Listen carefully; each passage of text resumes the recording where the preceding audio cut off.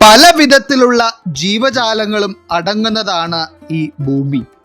എന്നാൽ അതിൽ ചില ജീവികളെ കാലൻ അയക്കുന്നതാണ് എന്ന് തന്നെ പറയേണ്ടി വരും. അതായത് ചില ജീവികളെ കാണുകയോ അവയുടെ ശബ്ദം കേൾക്കുകയോ ചെയ്തിട്ടുണ്ടെങ്കിൽ ഉടനെ തന്നെ ഒരു മരണം ആ കേൾക്കുന്ന വ്യക്തിയുടെ വീട്ടിലോ അതല്ല എന്നുണ്ടെങ്കിൽ ആ വ്യക്തിയുടെ വീടിൻ്റെ അടുത്ത പരിസരങ്ങളിലായോ ഉണ്ടാകും. കാരണം ഈ പ്രകൃതി തന്നെ ജീവജാലങ്ങളിലൂടെ മനുഷ്യരിലേക്ക് എത്തിക്കുന്ന സൂചനകളാണ് ഇത്. അതായത് കാലൻ ദൂതറിയിക്കുന്നതായിട്ടാണ് ഇത് കണക്കാക്കപ്പെടുന്നത്. എന്നാൽ പലരും ഇതിനെ അന്ധവിശ്വാസമായും കെട്ടുകഥകളായും മാത്രം കാണുന്നുണ്ട്.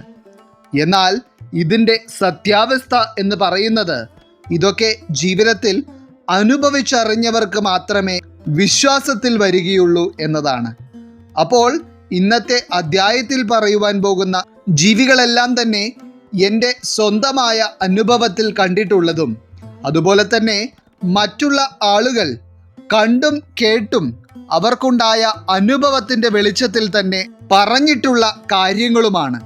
മാത്രമല്ല ഇന്നത്തെ അധ്യായം കണ്ടുകൊണ്ടിരിക്കുന്ന നിങ്ങൾക്ക് തന്നെ ഇതിൽ പല ജീവികളെയും കണ്ടതിനു ശേഷം ജീവിതത്തിൽ ദുരനുഭവങ്ങൾ ഉണ്ടായിട്ടുണ്ടായിരിക്കും. എന്നാൽ ഇത്തരത്തിൽ കാലൻ്റെ ദൂതനായി വരുന്ന ഏതെങ്കിലും ജീവികളുടെ ശബ്ദം കേൾക്കുകയോ അവയെ കാണുകയോ ചെയ്താൽ നിങ്ങൾ ചെയ്യേണ്ട പരിഹാരമാർഗത്തെ പറ്റിയും ഈ അധ്യായത്തിലൂടെ നാം പറയുന്നുണ്ട്.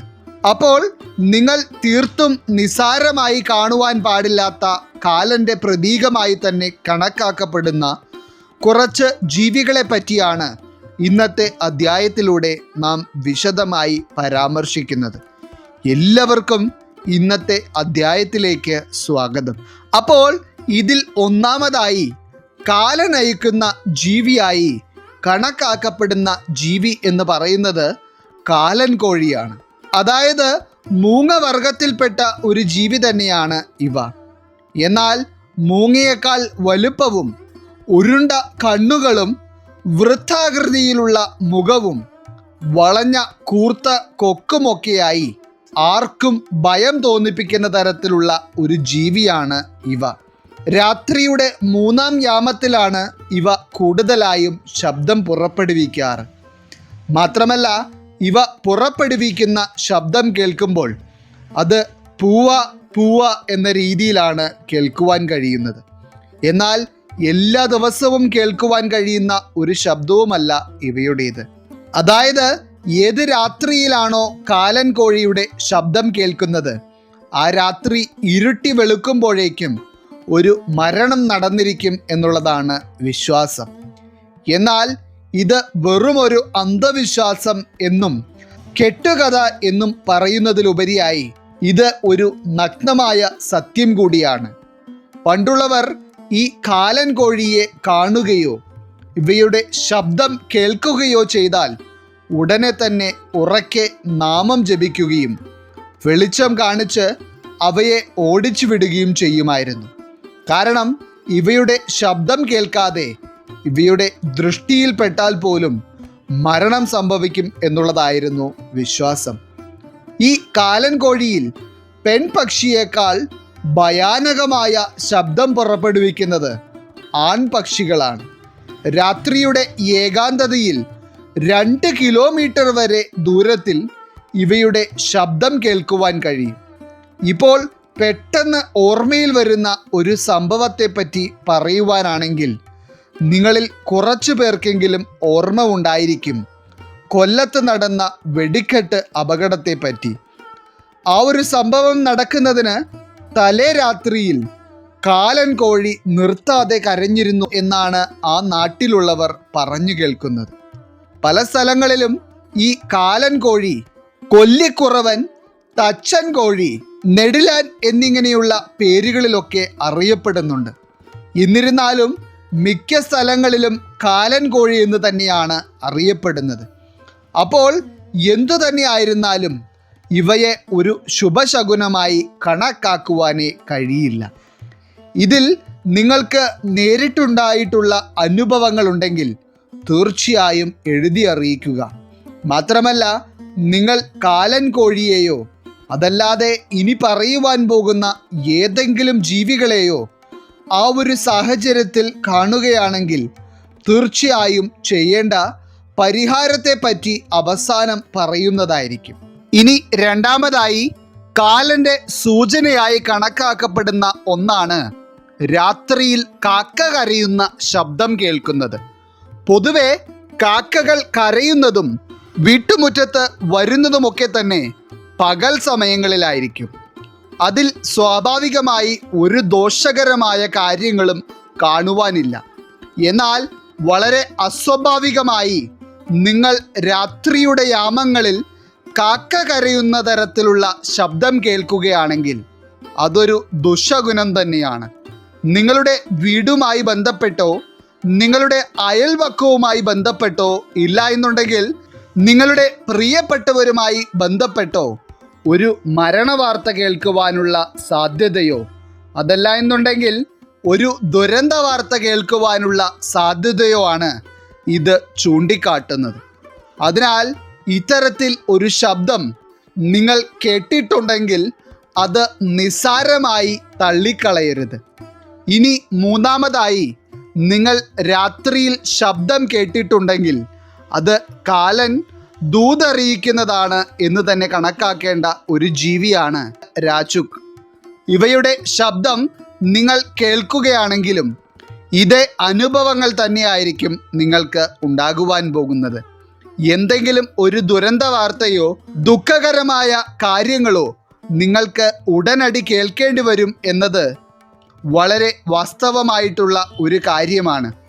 ഈ ഒരു പക്ഷിക്ക് ചില സ്ഥലങ്ങളിൽ കുഞ്ഞിത്തത്ത എന്ന പേരിലും മറ്റു പല പേരുകളിലും ഓരോ സ്ഥലങ്ങളിൽ ഇവ അറിയപ്പെടാറുണ്ട്.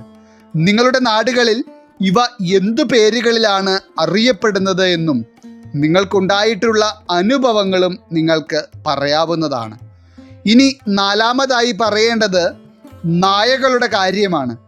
അതിനി നിങ്ങൾ വീടുകളിൽ വളർത്തുന്ന നായകളായിരുന്നാലും മറ്റെവിടെ നിന്നെങ്കിലും കയറി വന്ന ഒരു നായയായിരുന്നാലും രാത്രികാലങ്ങളിൽ നിങ്ങളുടെ വീടിന് മുൻപിൽ നിന്ന് ഓരിയിടുകയോ അതല്ല എന്നുണ്ടെങ്കിൽ ശവപ്പറമ്പിലോ മറ്റും നിന്ന് ഓരിയിടുകയോ ചെയ്യുന്നത് നിങ്ങൾ കേൾക്കുകയാണെങ്കിൽ അത് വളരെ ദോഷകരമായ ഒരു കാര്യമാണ്. ഇതും കാലൻ അറിയിക്കുന്ന ദൂതായിട്ട് തന്നെയാണ് കണക്കാക്കേണ്ടത്. പ്രത്യേകിച്ച് ഇത്തരത്തിൽ രാത്രികാലങ്ങളിലാണ് നായ ഓരിയിടുന്നതെങ്കിൽ ഒരു മരണം കേൾക്കുമെന്നുള്ളതാണ് പറയപ്പെടുന്നത്.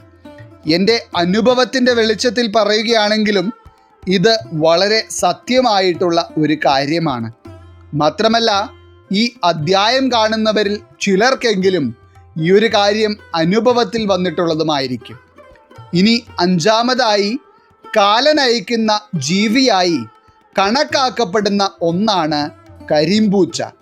കരിമ്പൂച്ചകൾ രാത്രികാലങ്ങളിൽ നിങ്ങളുടെ വീടുകളിലേക്ക് കയറി വരികയും അസ്വാഭാവികമായി കരയുകയുമൊക്കെ ചെയ്യുന്നത് മരണത്തിൻ്റെ സൂചനയായി തന്നെയാണ് പണ്ടുകാലം മുതൽക്കേ കണക്കാക്കപ്പെടുന്നത്. വളരെ ദോഷകരമായ എന്തൊക്കെയോ കാര്യം ആ വീടിനെ ബാധിച്ചിരിക്കുന്നു എന്നും എന്തൊക്കെയോ ദുരന്തവും ആപത്തും ഉടനടി ഉണ്ടാകുവാൻ പോകുന്നു എന്നുള്ളതിൻ്റെയും ഒരു സൂചന തന്നെയാണ് ഇത്. ഇനി ആറാമതായി, കാലൻ അയക്കുന്ന ഒരു ജീവിയായിട്ടോ മരണത്തിൻ്റെ സൂചനയായിട്ടോ കണക്കാക്കപ്പെടുന്ന ഒന്നാണ് ചിലന്തി. അതായത് തീർത്തും പ്രതീക്ഷിക്കാത്ത സമയത്ത്, പ്രത്യേകിച്ച് രാത്രികാലങ്ങളിൽ ചിലന്തി ഒരു വ്യക്തിയുടെ ശരീരത്തിലേക്ക് പതിക്കുകയാണെങ്കിൽ അതും തീർത്തും ദോഷകരമായ ഒരു കാര്യമാണ്.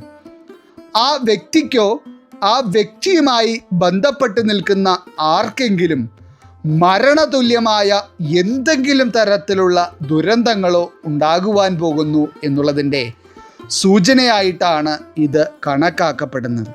ഇനി മരണത്തിൻ്റെ സൂചനയായും കാലൻ ദൂതറിയിക്കുന്ന തരത്തിലുള്ള ജീവിയായും കണക്കാക്കപ്പെടുന്ന ഒരു ജീവിയാണ് ചൂരൽപാറ്റ.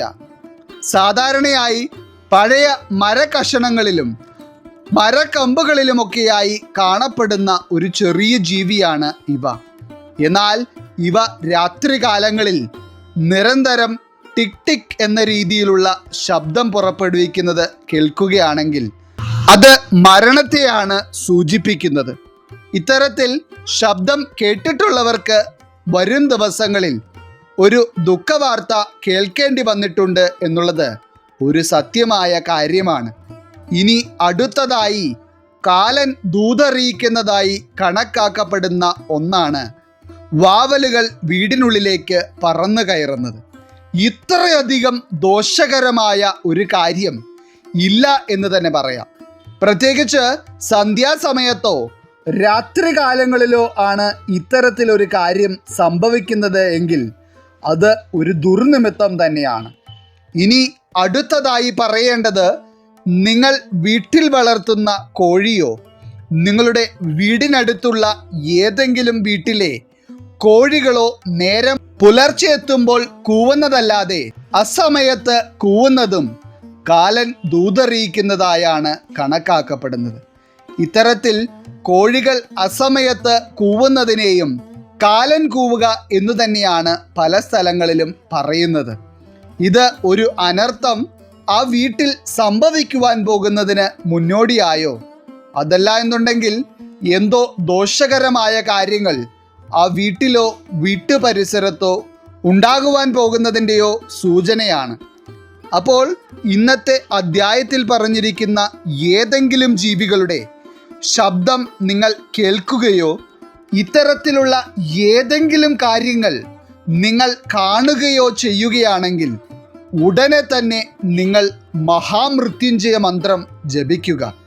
ഒപ്പം തന്നെ അകാലമരണം പോലെയുള്ള ദോഷകരമായ കാര്യങ്ങൾ ശനി, രാഹു, കേതു എന്നിങ്ങനെയുള്ള ഗ്രഹങ്ങളുടെ ദോഷഫലമായി കണക്കാക്കുന്നതിനാൽ തന്നെ ക്ഷേത്രത്തിൽ പോയി ശനിശാന്തി, രാഹുകേതു ശാന്തി എന്നിങ്ങനെയുള്ള പൂജകളും നടത്താവുന്നതാണ്. അപ്പോൾ ഇന്നത്തെ അധ്യായത്തിൽ പറഞ്ഞിട്ടുള്ള കാര്യങ്ങളുമായി ബന്ധപ്പെട്ട് നിങ്ങളുടെ ജീവിതത്തിൽ ഉണ്ടായിട്ടുള്ള അനുഭവങ്ങൾ തീർച്ചയായും നിങ്ങൾ എഴുതി അറിയിക്കുക. ഒപ്പം തന്നെ ഈ അറിവുകൾ നിങ്ങളുടെ പ്രിയപ്പെട്ടവരോട് പറഞ്ഞ് മനസ്സിലാക്കുകയും ചെയ്യുക. ഈശ്വരൻ നിങ്ങളെല്ലാവരെയും അനുഗ്രഹിക്കട്ടെ. നിങ്ങളുടെ പ്രത്യേക പ്രാർത്ഥനാ വിഷയങ്ങൾ എന്തെങ്കിലുമൊക്കെ ഉണ്ടെങ്കിൽ നിങ്ങളുടെ പേരുകൾ സഹിതം ഒന്ന് എഴുതി അറിയിക്കുക. നാം നമ്മുടെ പ്രാർത്ഥനകളിലും പ്രത്യേക പൂജകളിലും നിങ്ങളുടെ പേരുകൾ സഹിതം ഉൾപ്പെടുത്തുന്നതായിരിക്കും.